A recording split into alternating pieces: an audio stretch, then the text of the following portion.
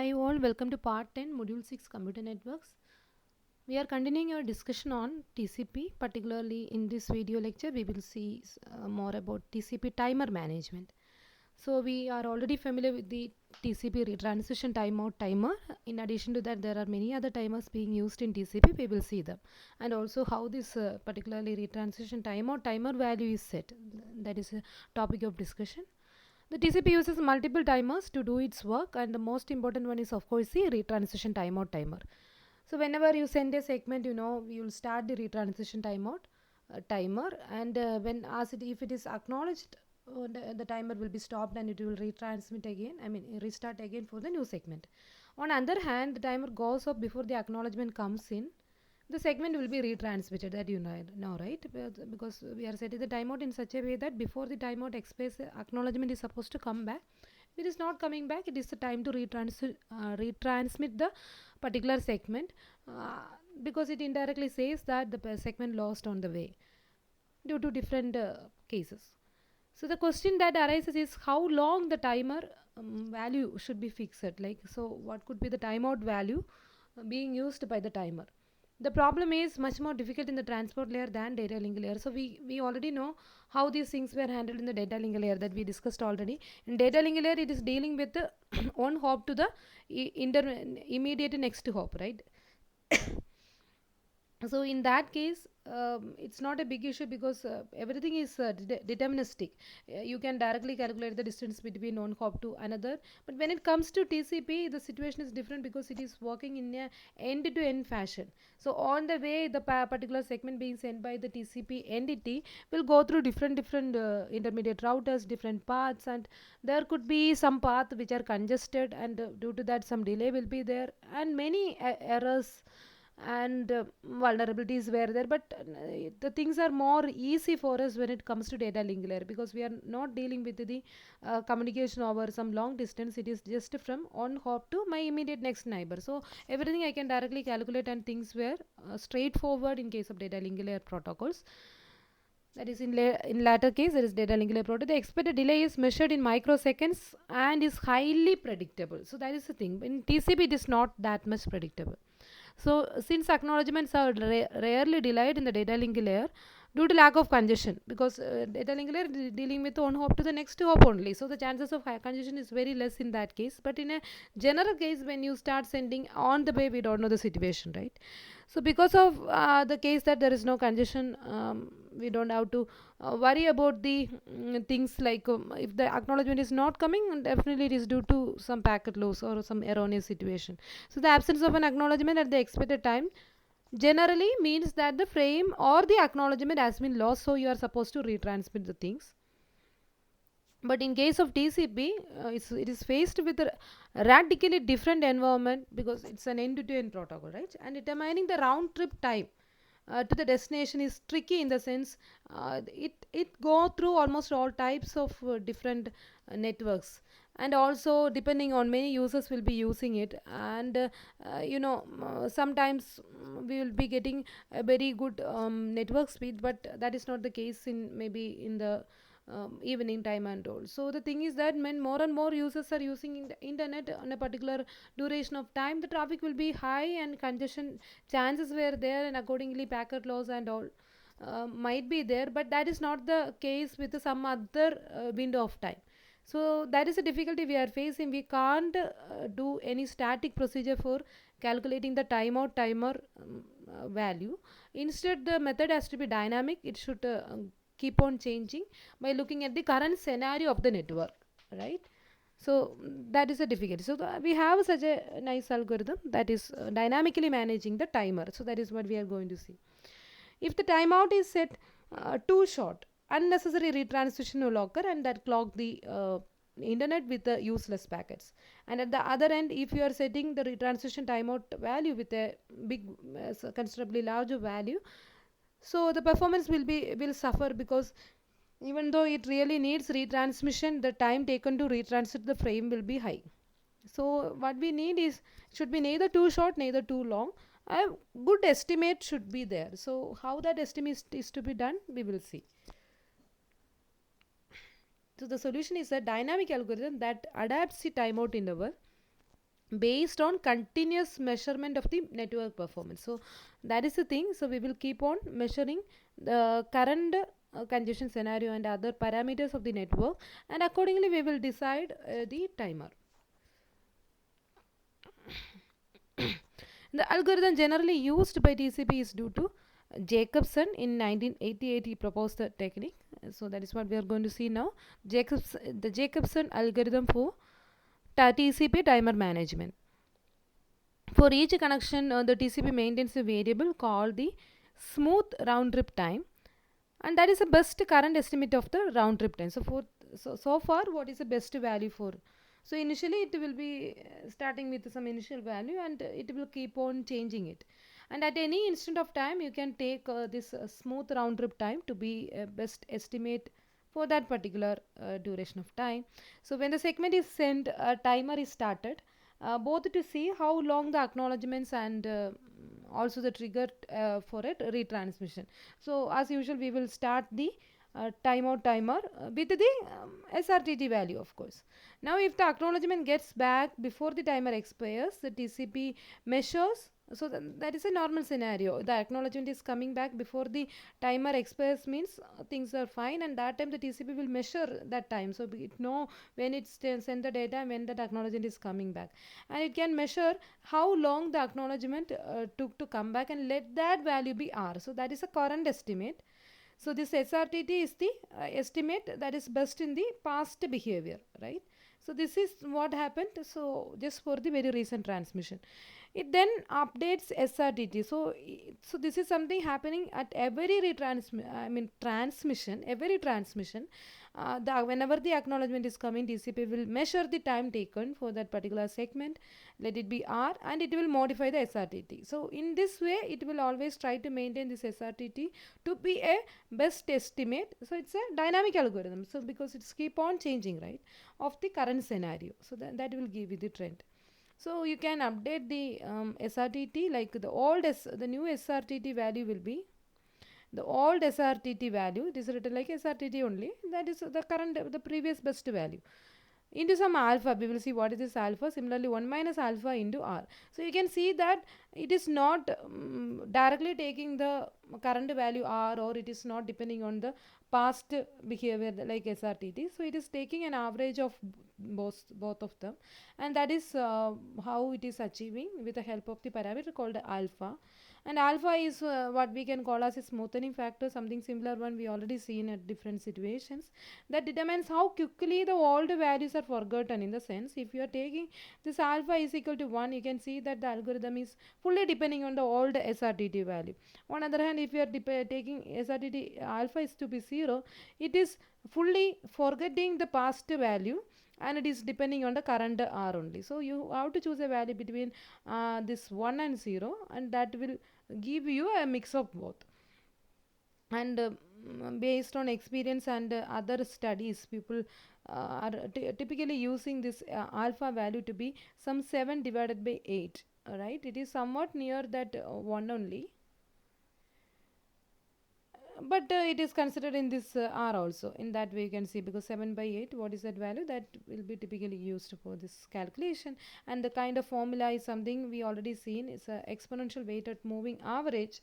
So this kind of a calculation is typically called like that, or a kind of low pass filter that discards the noise in the sample. So some unwanted elements you are discarding with the help of this alpha. So it's a tuning parameter, called as a smoothing factor in this case. So Jacobson algorithm. So this is how the round trip time is calculated, the smooth round trip time. So it's not simply depending on the latest value of the round trip time or the past best value. So taking a combination of this. Now once you get the round trip time, so the SRTT value, what could be the best value for the timeout timer? So round trip time into 2 is something you can choose. So again, that is a kind of static approach. Yes, so even we are very good in calculating SRTT. The choosing a suitable retransmission timeout is still a non-trivial matter. So we need some more uh, good estimate for the timeout value instead of taking a static value like say 2 times RTT.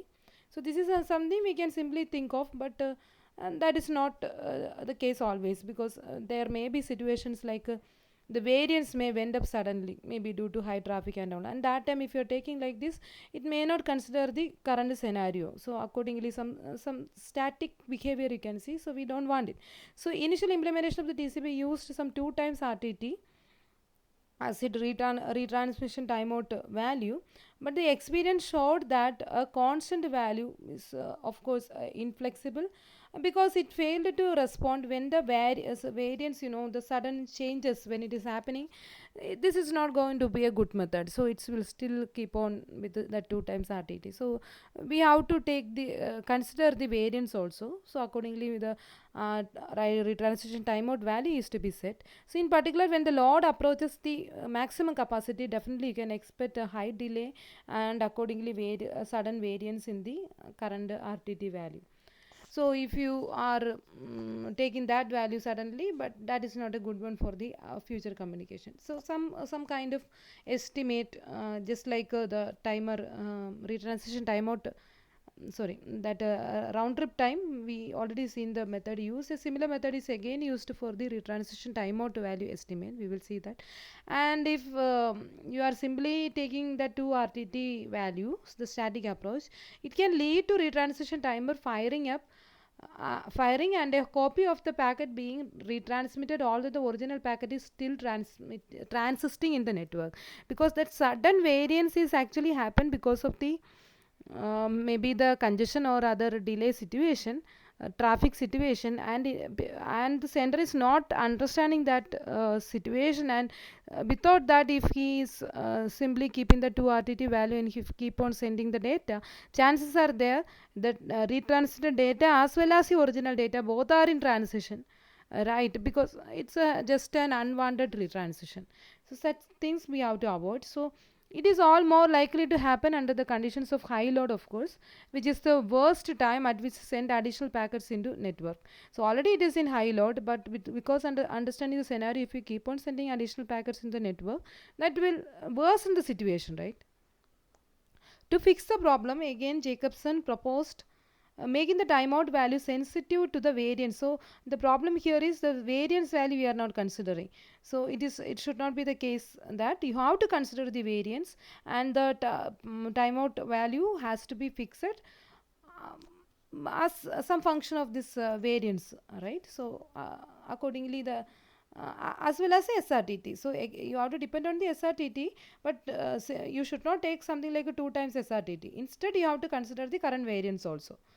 So for that calculation, it's used another smooth variable called RTT variance. So we have the symbol smooth round trip time calculation based on the previous formula by Jacobson.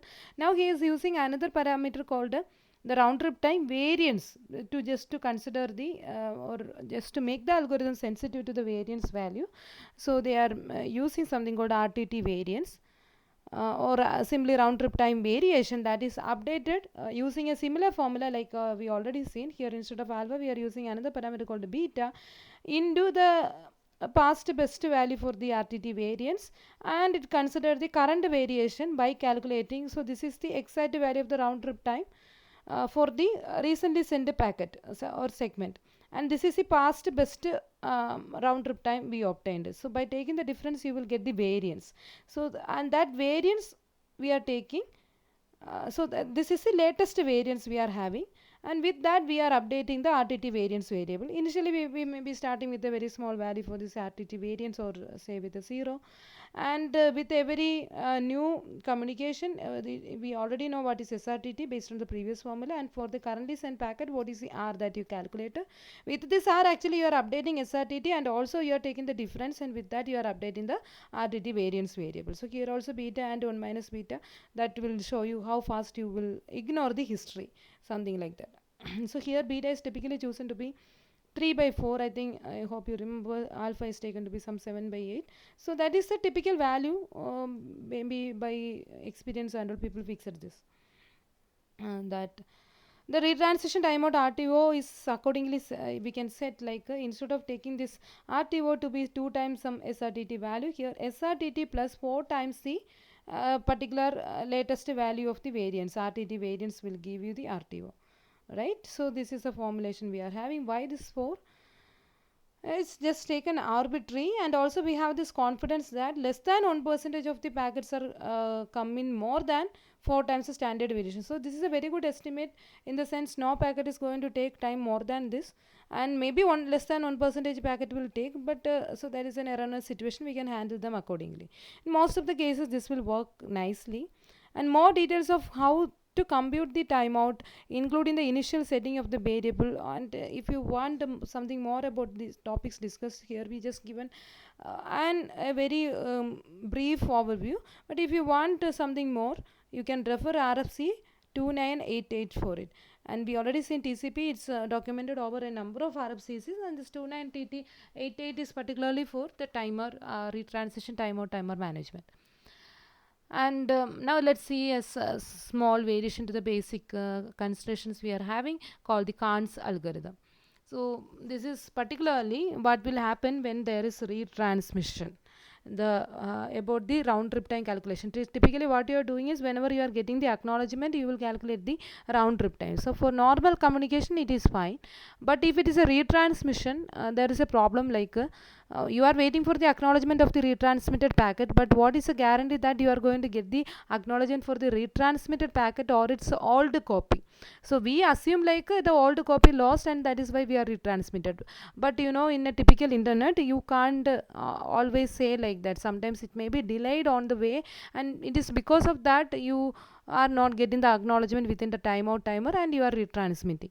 So if that acknowledgement is coming back for the actual data, you may be confusing it like it is coming for the retransmitted data, and accordingly you may fix the smooth RTT and the RTO timeout.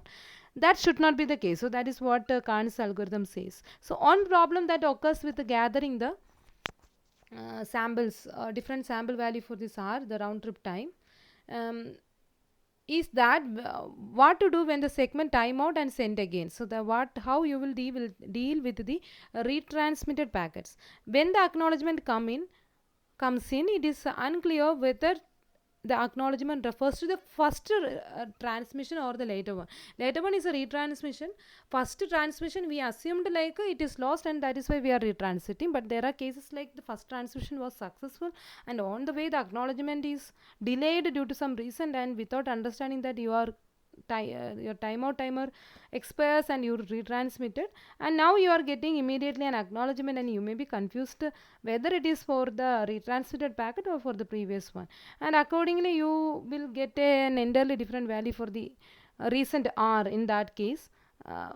So it will be very small, because we are getting an acknowledgement for the previous one, not for the current one, but you are confused that it is for the latest retransmitted one, because as per you, your assumption is like the previously transmitted one is lost. But right, so imagine such a situation. So accordingly, if you update sound smooth RTT with this R value, it is definitely going to give you something that is not a good value. So guessing such a wrong value can seriously contaminate the retransmission timeout value, of course. So Phil Kahn discovered this problem the hard way that time, and he made a very simple proposal. And the proposal is like this. So the problem is mainly with the retransmitted packet, right? So we are not going to update our estimate on any segment that has been retransmitted. So always update your SRTT value for the normal transmitted packet, and don't do updating SRTT for any retransmitted packet. And additionally, the timeout is doubled. So this is also, so this together called the Kahn's algorithm. One thing, don't calculate any R value for the retransmitted frame, and do it only for the regular frame. And also, if there is a retransmission, you know that the situation is not so good, so the timeout timer, the retransmission is maybe because the timeout timer you chosen is small, so within that you didn't get acknowledgement, and you are going to retransmit. So whenever there is retransmission, try to double the timer also, because if this is a timer value, now you are doubling it like this. And again we have retransmission for the same segment, again make it double. So you can repeat until you are getting a nice performance. and sometimes it is due to some other congestion situation, that also. So everything we will handle, and congestion particularly how we are dealing with, we will see in our subsequent video. And additionally, the timeout is doubled. So this is what I said, that the timeout is doubled on each successive retransmission until the segments get through the first time. So until it is reaching the receiver side, you will keep on doubling the timer, uh, because maybe because a smaller timer value the retransition occurred. So that is the way people are thinking. And also don't update the SRTT value for any retransmitted frame. So this fix is called the Kahn's algorithm, and given by Kahn and Partridge in 1987 paper. Right now, so that is how the main timer used in TCP, that is a retransition timer, is updated. First we seen what about the round trip time, the smooth round trip time calculation with some alpha value, the smoothing factor. Then we saw like how that retransition timeout is calculated with the because you can't take it like a 2 times SRTT something. Instead it has to be again fixed in a dynamic way by considering the variance of the network. So RTT variance, and accordingly how the retransition timeout value is fixed. So that is what we see in the Jacobson algorithm. And also we saw a modification of it, I mean a suggestion by Kahn, particularly in case of that retransmission. Don't calculate the or update the SRTT value in any retransmission, and also double the timeout value, because the timeout value may be very small, and that is why we faced that retransition. In that way we will keep doubling, right? So like that many cases. And now in addition to that retransition timeout timer, we have other timers like a persistent timer, keep alive timer, and something more than this we will see. So just a quick review. Persistent timer is something I think I already discussed during that window management and all. TCP, so there is a concept called the receiver window, right? The window field, everything, hope you remember in the header. So with that, TCP is achieving the flow control. A is communicating with B as a receiver. So at the receiver side there is a buffer, assuming that A is faster, so we will keep everything. Maybe A is a client server and B is a client, something like that. In any situation you can imagine. And B will slowly take the data from the buffer, and whatever things A is given to B, we will keep in the buffer, right? Now in every communication back from B will be advertising the free space of the buffer. Say out of the 1,000 byte, some 100 byte is free, something like this. So that the sender will be sending only 100 byte to fill this gap. If this is not the case, the buffer overflows and the B will go out of synchronization with the A. So this is how the flow control is done in TCP. And now the case that suppose this 100 byte is also not there, the particular buffer is fully filled by the recent communication. So what the B will communicate to A back is, it will keep that window field as 0, saying that I don't have any space, don't send me anything for some time. So naturally the B is supposed to consume the data, even though it is filled, it will keep on consuming, and after some time B is supposed to inform A. So normally what you may think, like suppose 1 byte is consumed by B, immediately it is saying like I have 1 byte free, so that A will be sending 1 byte. And that is not the case, because the silly window syndrome, hope you remember. So in case of that case, this just for this 1 byte of data we have to append 20 byte minimum TCP header, 20 byte minimum IP header, and of course a frame header. So that is just a wastage of efficiency. So instead we have a slight modification to this, maybe with some name and all, that you can refer textbook what is that. So what it will do, it will wait for some more time to give a reply, maybe until the half of the buffer is emptied, something like that. So there are smart ways of fixing up this problem, and it will not communicate back like 1 byte is free at the receiver buffer. It will be communicating some bigger value, say some 100 byte and all. But the problem is on the way this communication is lost, something like that. So as per A, The last communication says that the remaining capacity of B is 0, in the sense A will not send anything to B.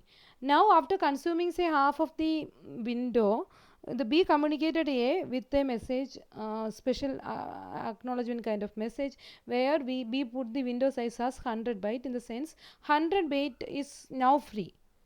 Now A is supposed to send 100 byte back to B, but what happened, on the way this particular communication is lost.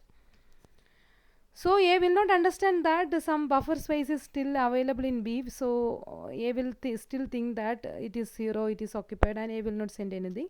And as per B actually communicated to A with this at 100 byte, and B may think that there is nothing for A to communicate back. So in that way both will not send anything, and maybe a kind of deadlock kind of situation you can visualize. But we want to break it, right? So what it will do is, even though it is lost and all, it will start something in addition to retransition timer and all. It will start something called a persistent timer, right? So as soon as a persistent timer, this is a persistent timer timeout value, say, as soon as the timer expires, A will send a probe message, right, just to ensure that whether B has some data to send to A or not. So just a probe. So by getting this probe, B will send that information again, maybe 100 byte. At that point it may be some 200 byte free.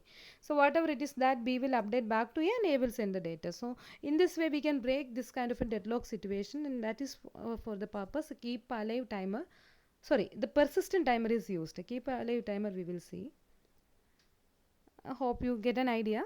So the second timer we are in use is a persistent timer. It is designed to prevent the following deadlock. The situation is like this. The receiver has an acknowledgement with a window size of 0, telling the sender to wait. So in a particular time. Later the receiver updates a window, but the packet with this update is lost. Means the receiver consumed some information from the buffer, and it updated.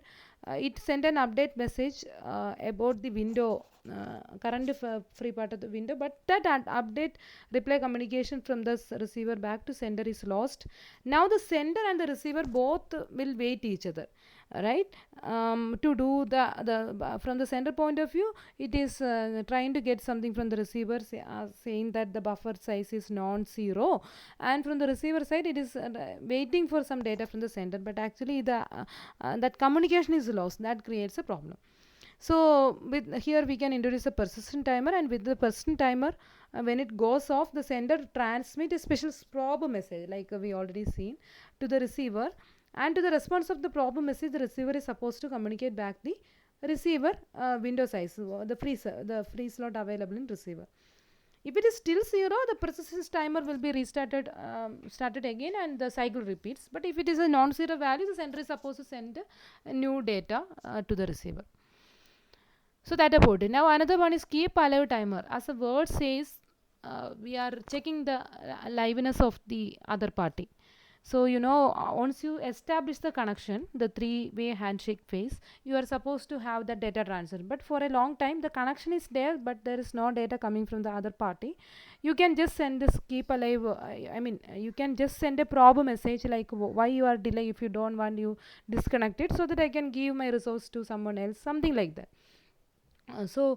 You have to know whether the other party is still alive or not. Sometimes other one, after establishing the connection, it may go on offline, but without understanding that you are simply dedicating some resources for the other party and you are waiting for that should not be the case. So the sender will, particularly in server and all this is used, server will start this keep alive timer, and as soon as the timer expires, it will probe the client to see whether the client is still active or not. If it is active, it will be replying back, and it may wait. If it is not active, there will not be any reply for this problem message, and after that it will disconnect that the server may forcefully disconnect the connection, because that is simply wasting the resources, right?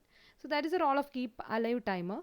When a connection has been idle for a long time, the keep alive timer may go off, because we are starting it with a good bigger value, and every time it keep on decreasing, and when it is going off, in the sense when it is reaching 0, there is no, so whenever there is some communication from the other party, it will be restarted, right? For a long time there is no response from the other party, the timer will keep decreasing the value and it will reach 0. So that time you will send a probe to the other party asking whether he is alive still or not. So causing one side to check whether the other side is still active or not, maybe by sending probe message. And it, if it fails to respond, the connection is terminated immediately because it is just a burst of resources. Otherwise it will send. So so that about the timers. Now one more timer, something we can think about is the time wait timer.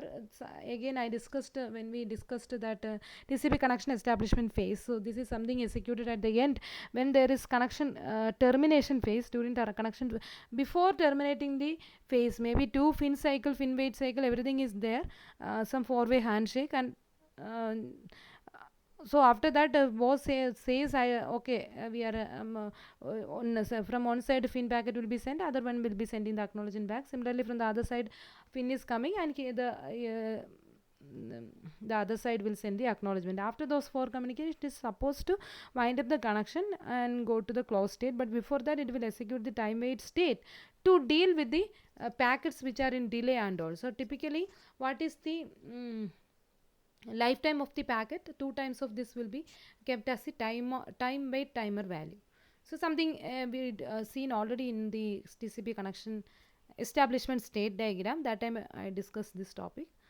So it runs for twice the maximum packet lifetime. So within that, if anyone is left in the network, is supposed to reach the either side, to make sure that when the connection is closed, all packets created are either died off or they reached. So in that way this time wait timer is also used.